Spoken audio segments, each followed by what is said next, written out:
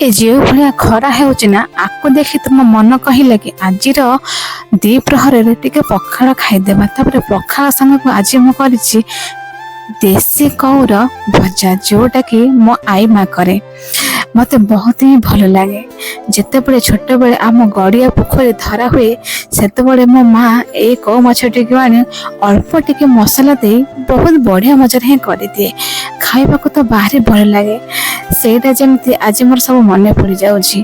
तो देखो आज मो सखा सखा मो बापा जाए को गड़िया देख कौ माछ घिनी आनी आ ता साइड किछि अछि रोही माछ। मु भाबिले आज टिके भलसे टिके कड़क करी मसला दे भाजी देबी आउ टिके पखाड़ आज भल कि खाई नबा।